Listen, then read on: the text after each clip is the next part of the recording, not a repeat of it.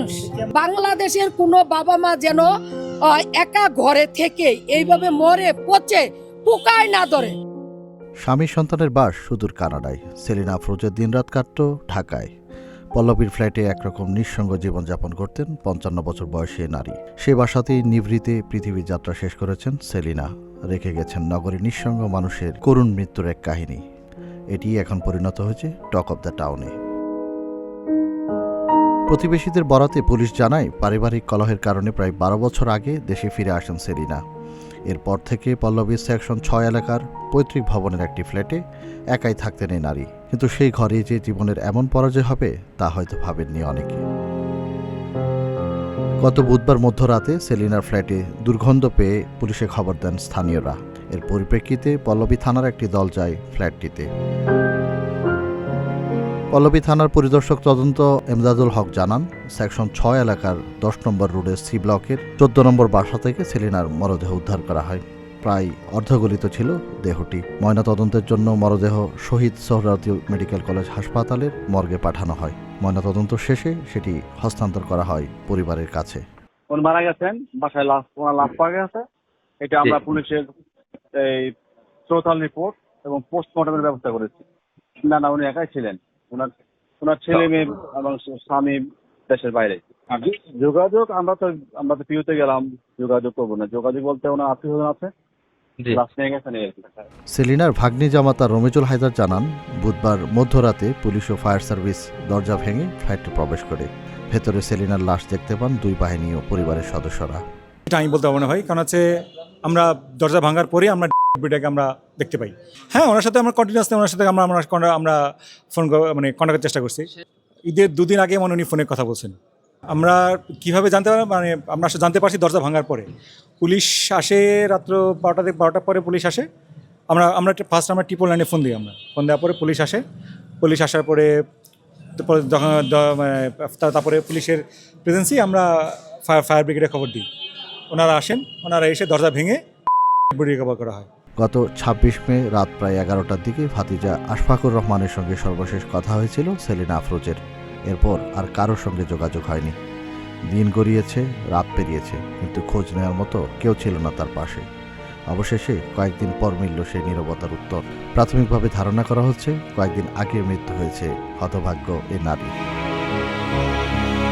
স্থানীয়রা জানান, সন্তানরা মায়ের খোঁজ নিলে হয়তো ঘরে পড়ে মরে থাকতে হতো না সেলিনার। তার মতো কারো যেন এমন পরিণতি না হয় সে বিষয়ে সরকারের হস্তক্ষেপ চেয়েছেন তারা। বাংলাদেশের কোনো বাবা মা যেন একা ঘরে থেকে এইভাবে মরে পচে পোকায় না ধরে। আমার এটা সরকারের কাছে দাবি। আইন না থাকলে আইন তৈরি করা হোক। আইন তৈরি করে সেই বাবা মায়ের ভরণ পোষণের দায়িত্ব সরকার নিবে, এটা আমি দাবি করি একজন মা হিসাবে, একজন সন্তান হিসাবে। তারা যদি খোঁজখবর নিত তাহলে ঈদ গেল, কোরবানি একটা ঈদ গেছে, ঈদের পরে মা 2 দিন মৃত্যুবরণ করে ঘরে পড়ে রয়েছে। সন্তান যদি খোঁজখবর নিত তাহলে তো 2 দিন ঘরে পড়ে থাকতো না। 3টা সন্তান যদি সকালে একটা সন্তান ফোন দিত, দুপুরে আরেকটা সন্তান ফোন দিত, বিকালে একটা সন্তান বা রাত্রে ফোন দিত, তাহলে কি মা যদি ভিডিও কল, এখন তো ডিভাইসের যুগ, সোশ্যাল মিডিয়া, এখন এই ডিভাইস দিয়ে যদি তারা ভিডিও কলে মাকে দেখতো, তার বাসায় যদি সিসি ক্যামেরা লাগাই রাখতো, তাহলে মা কখন কোথায় যাচ্ছে এই সন্তানের দায়িত্ব ছিল। বৃদ্ধ মা একা থাকে, সিসি ক্যামেরার মাধ্যমে এবং ফোনের মাধ্যমে তাকে মনিটরিং করা এবং নার্সিং করা, তাদের বিদেশ থেকেও এটা মানুষ পারে। কষ্ট কি কোন ভরসা করব? আমরা বয়স্ক হয়ে গেলে আমাকে কোনো খোঁজ খবর নিব না সন্তানরা। এই যেমন এই যে এক মুরব্বী মারা গেছে, বাংলা স্কুলের দ্বারা এক মুরব্বী মারা গেছে, সন্তানে মনে করেন মারিয়া লাইতে আছে। এই হরহর মনে করেন এই ঘটনা বাংলাদেশে ওপেন হইতে আছে।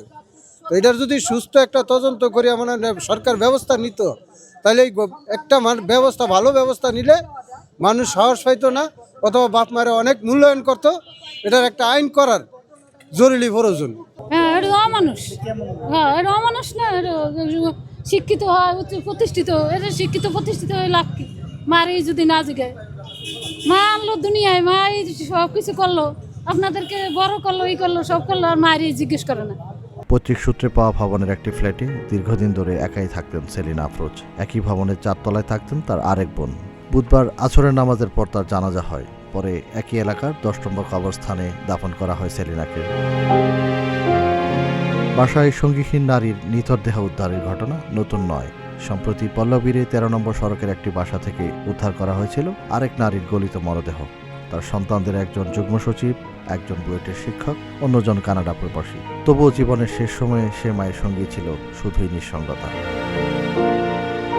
মানুষে গিজগিজ করা শহর, চারপাশে স্বজনের ছড়াছড়ি, অথচ মানসিক দূরত্ব কখনো কখনো এতটাই বেড়ে যায় যে মৃত্যুর পর কয়েকদিন পরে থাকে কারো কারো মরদেহ। কেউ জানতেও পারে না তার শেষ মুহূর্তগুলোর অব্যক্ত কথা কিংবা বেদনা। পল্লবী সেলিনা আফরোজ কিংবা নূরজাহান বেগম, ঘটনা ভিন্ন, কিন্তু এইসব ঘটনার মধ্যেই যেন কঠিন এক বাস্তবতার প্রতিচ্ছবি। আজহার মাহমুদ, প্রতিদিনের বাংলাদেশ।